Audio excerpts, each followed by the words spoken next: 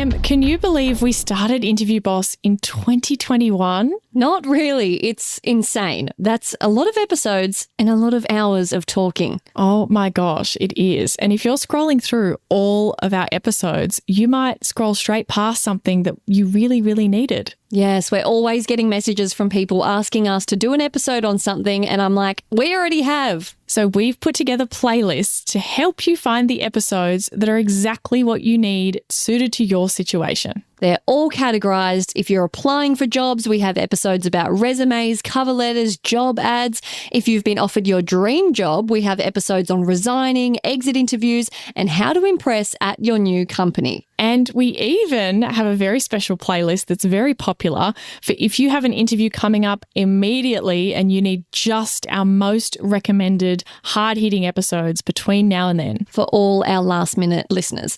It's all there for you. You can browse by category and check out all the playlists at interviewboss.com.au/podcast.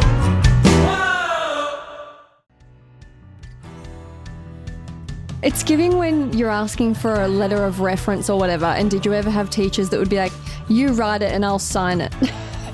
It's like, do the hard work for me and I will just back it in. Hey everyone, and welcome back to Interview Boss. My name's Emma and I'm a radio journalist who's teamed up with my sister Sarah to give you advice, inspiration and support when you're looking for a new job. Sarah is a HR and recruitment professional, and together we're here to give you all the tips, tricks and behind the scenes knowledge to help you in your career. Hey, Em, and welcome back, everyone. Em, this is a surprise shout out. You haven't let me see this one, so I'm live reacting. Who are we shouting out, this mystery person?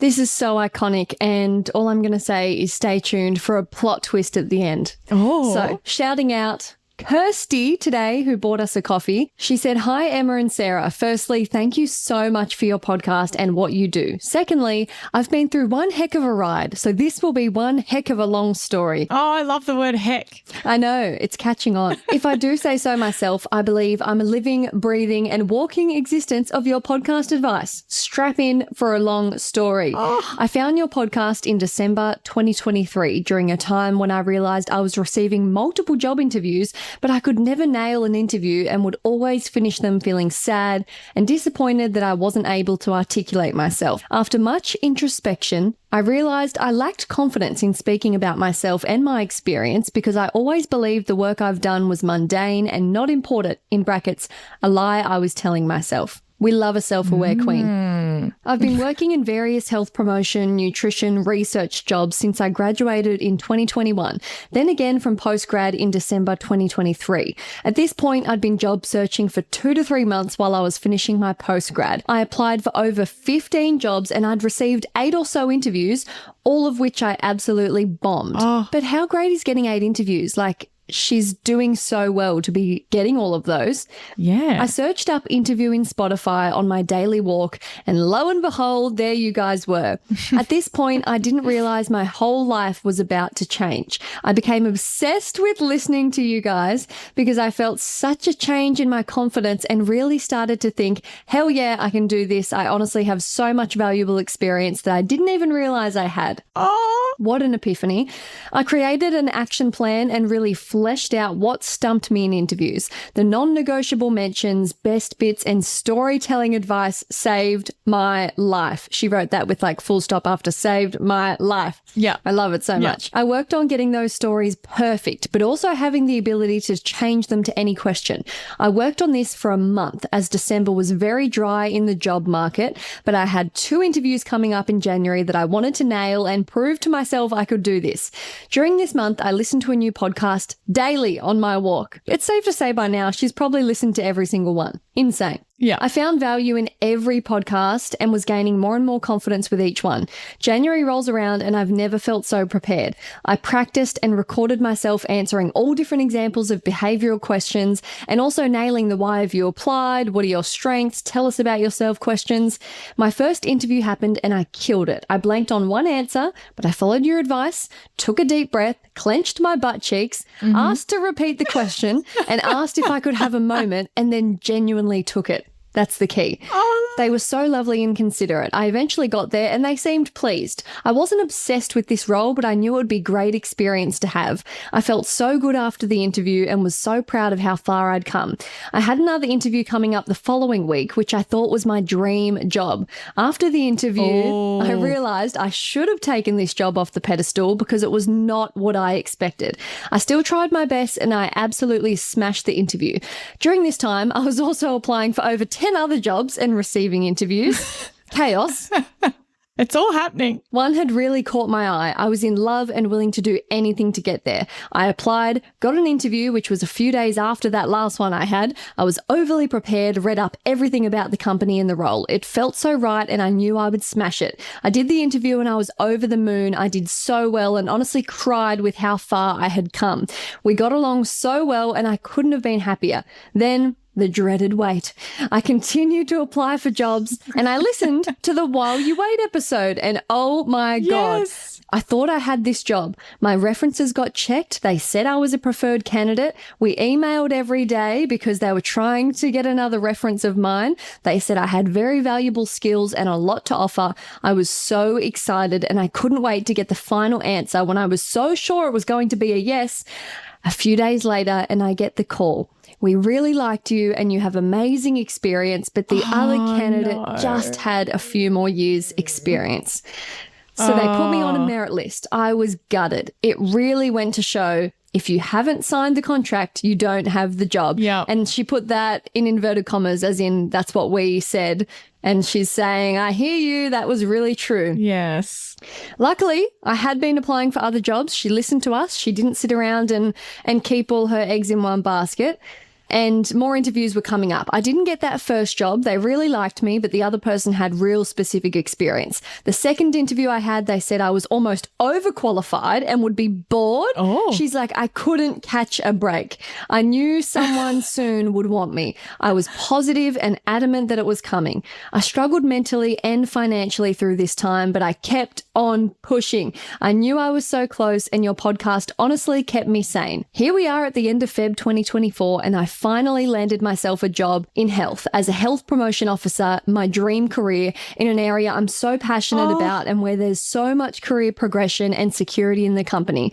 I listened to the second best episode earlier in this process. When all of these jobs declined me, I kept a positive outlook and kept those relationships with the recruiter.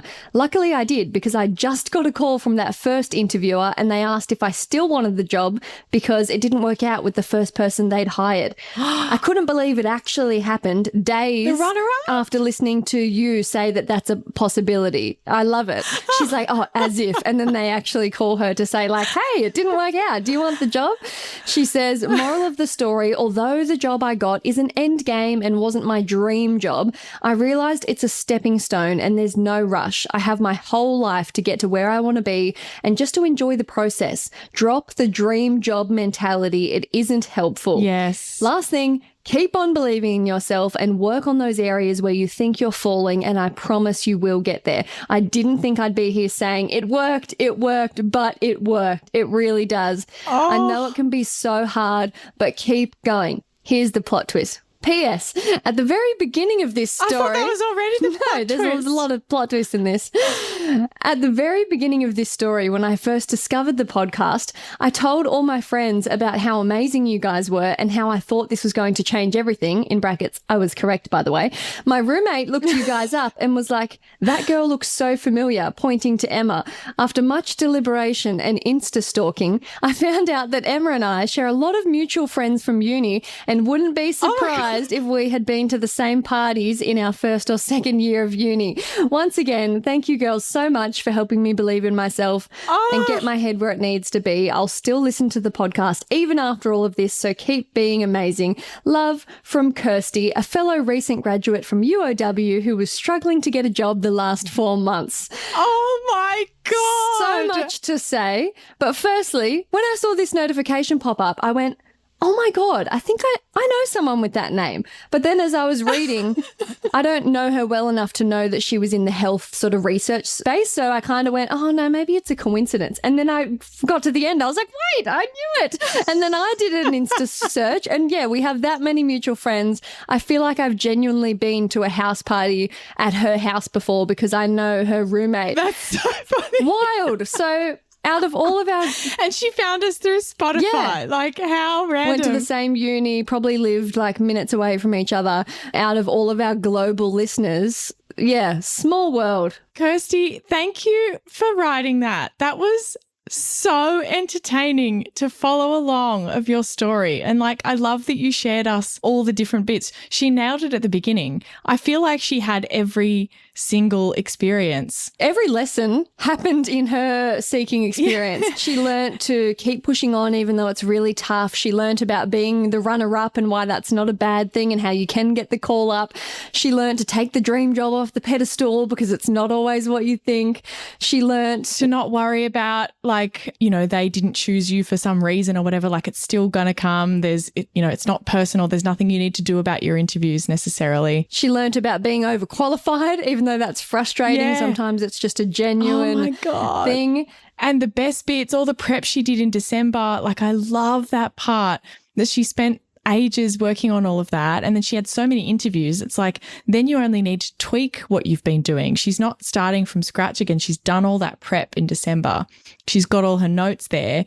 All you have to add is like maybe a couple of specifics for that role. And also how sometimes the job you end up really liking, maybe you never thought that's what you wanted. But in the end, she's like, hey, it's got great progression, really stable. I'm passionate about the sector. Like, what a win. So stoked for you. Well, and the jobs that I've loved the most have not been that sexy on the outside. Like I had no idea going in that they would be such an awesome job. There's no way I could have told. The ads were average. A recruiter told me about them. I was like, oh, I don't know. The interview was good but not amazing. And then you get the job and you're in there and it's like something that you wouldn't have expected that you really love about it. So, oh my God. And I love her message to the fellow job seekers. I hope that there's someone out there that hears that and that gives them a bit of inspiration to hang in there. It's so tough, but there's light at the end of the tunnel. When she said that she had an interview coming up for the dream job, I thought it was going to turn into like she did the power move or whatever, but it's like that was just the beginning. There was so much more to come. It was truly the beginning. Thanks for sticking with us for that one, but it was really a journey. And also, I think to Kirsty as well, your first job that you land outside of study is the hardest one you'll ever get. I can't promise you, obviously, but like I promise it's not going to be that hard again. As soon as you've got some kind of experience, the rest of it becomes so much easier. It's that first job after study or first job with a career change. Those are always so much tougher. You got to hang in there. The next one's not going to be that hard, I promise. Like it's not. And also you've done all the prep and you have all the skills now to know I can do that again if I have to. I don't want to, but if I have to, like I can do that again. I'm an incredible interviewer. Everyone she had in January loved her. They didn't all offer her the job, but they all gave her such incredible feedback. I love that so much. That's my favorite one yet. We keep saying that, but it is. It is every time. Now, if you can do this all on your own, like Kirsty, go right ahead. Use all of our podcast episodes as your Bible, follow our instructions, and you can become amazing at interviews. But if you're getting a little bit confused and you need us to break it down and get way more detailed about step by step exactly what you need to do to prepare for your interviews, then please go and check out our Interview Academy course. That is exactly what you need in that scenario. There are no secrets that we're keeping from you. Our first crop of graduates have been flying out the door of Interview Academy with great success. You could be one of them too. And it's not like there's any secrets in there necessarily. It's just about step by step of the process, breaking it down, do this first, then do this, like making it really, really achievable. Don't say that. There is definitely the Krabby Patty secret formula in there and you won't know unless you go and buy it. So I just want to say to listeners, like we're not hiding some secret from our wonderful podcast listeners. We're really not. It's just the methods, if anything. All right, into today's episode. You just mentioned a power move before. We love our power moves here at Interview Boss, and we want to talk about another one brought to you by our Aunty Sue. I know. Big Sue, as we affectionately call her, quite possibly my favourite person on this earth, the biggest blessing ever. We love her so much. We do. And you caught up with her recently at a family event. I wasn't there. You got chatting to her and she kind of dropped this little nugget of wisdom and you were like, hang on, we need to talk about this. We do. And I thought, let's credit Sue for this amazing piece of advice. So today's episode is brought to you by Aunty Sue. And to give you a bit of background on Sue, she is a retired now teacher. She taught teenagers in Canberra for 34 years, sat on so many different interview panels. Sorry. 34 years. I know. What an angel. Crazy. And like everybody knows how hard it is to keep teachers and to stay in teaching. And 34 years is an incredible achievement. She interviewed lots of people. She also mentored a lot of younger teachers as they were coming through, helped them go for different jobs and interviews and things. And she became a senior executive member supporting at-risk children. So she was just absolutely adored by all of her students, I can imagine, just the same way we do.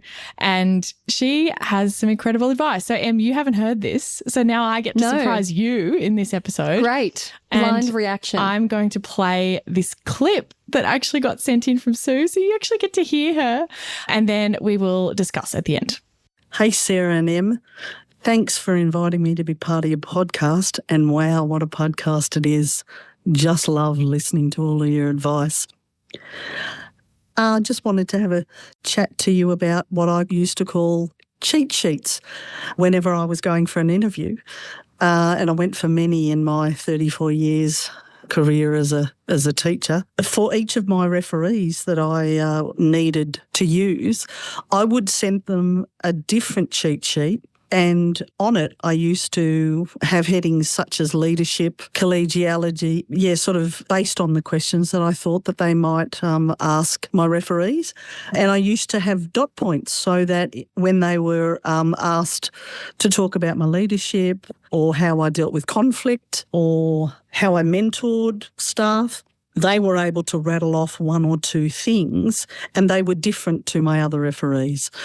So in case they rang one or both referees, they got a different picture about my strengths in various areas of my career. So hopefully that's given you enough information. And I just used to call them cheat sheets. And I think my referees really appreciated them. So I hope that helps someone else. Bye. Big Sue. I love her so much.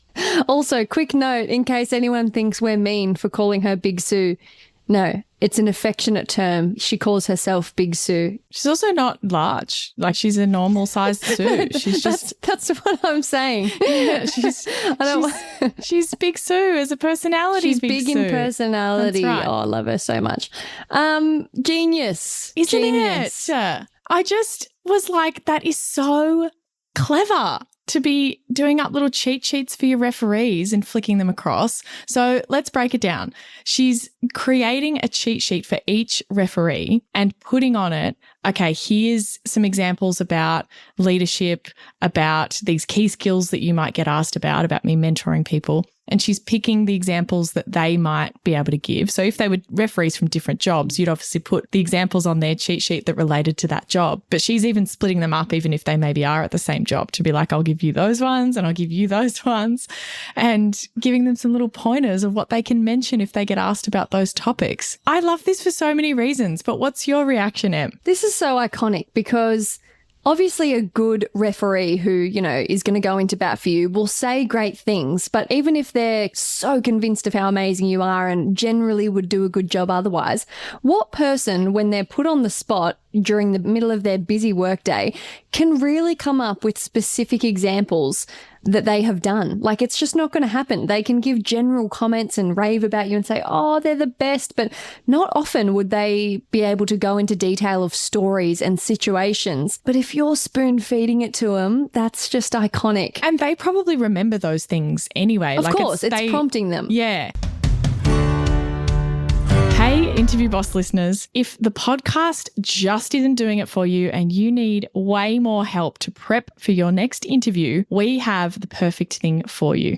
Interview Academy. Em, tell us all about it. This is huge. This is the love child of Sarah after doing hundreds of one-on-one coaching sessions, finding out what people struggle with the most, common mistakes. Sarah has created the ultimate course that you can do in your own time, self-paced, heaps of modules, videos, interactive quizzes, a workbook that will become your Bible by the end that you can take with you into your interview, because if you're a long-time listener, you know that we endorse taking notes into your interview. It's a game changer. Check out more about it at interviewboss.com.au/interview academy.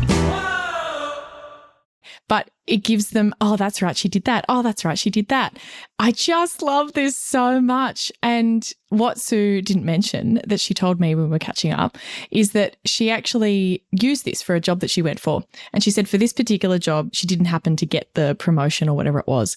But the interviewer went out of their way to say how incredible her reference check was. Do you know what I mean? Like, it really got people's attention just how much her referee stood out compared to the other people.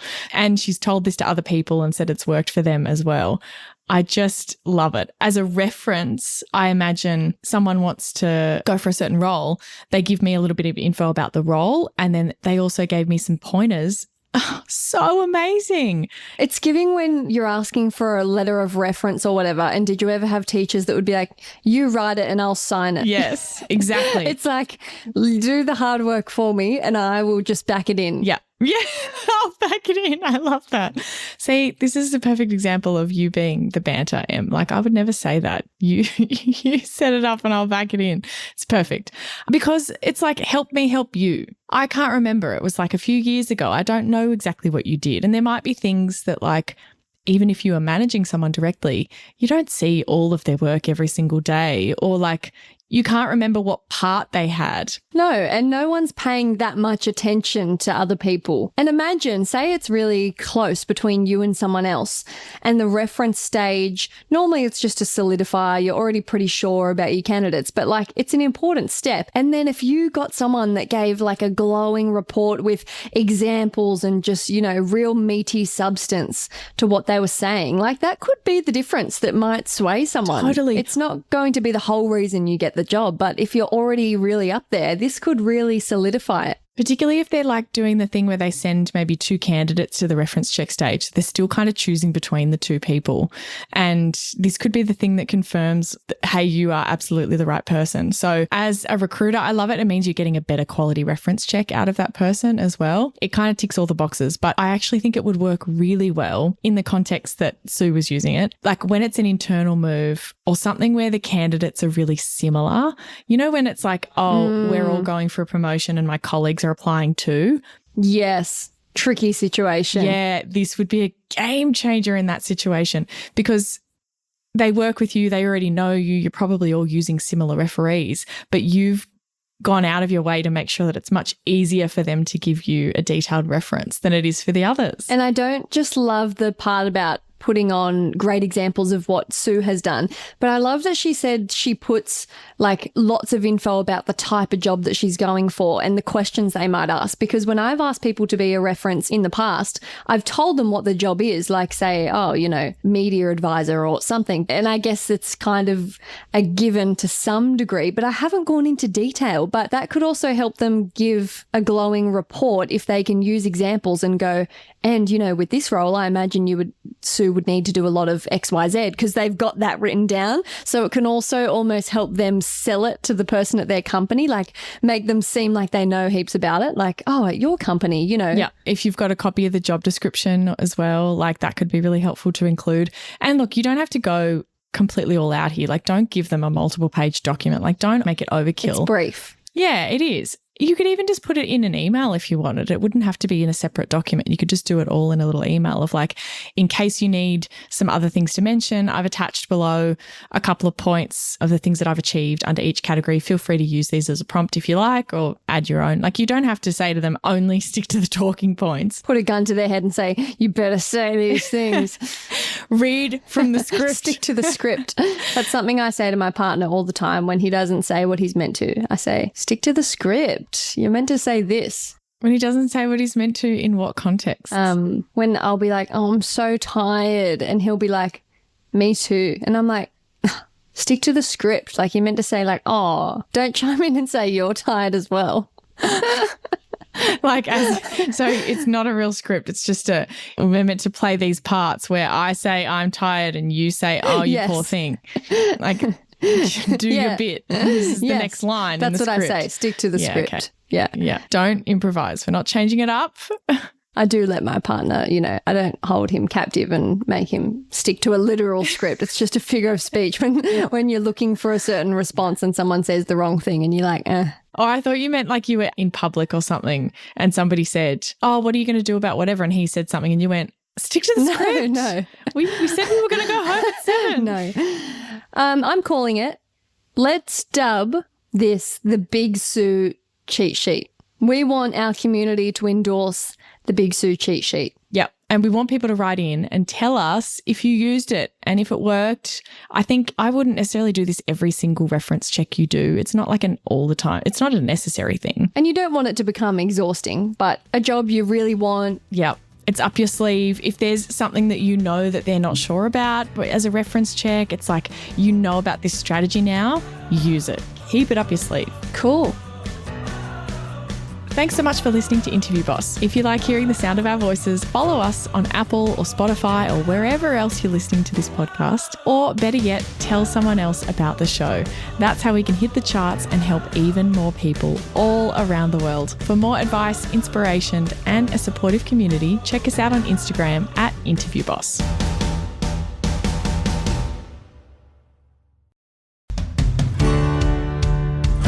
We've been your job search besties and helped you in some way. There's a cool way you can support the show. Shout us a virtual coffee. We get a huge kick out of reading all of your success stories. Head to buymeacoffee.com/interviewboss and shout us a cuppa. If you keep us caffeinated, we can keep the content coming.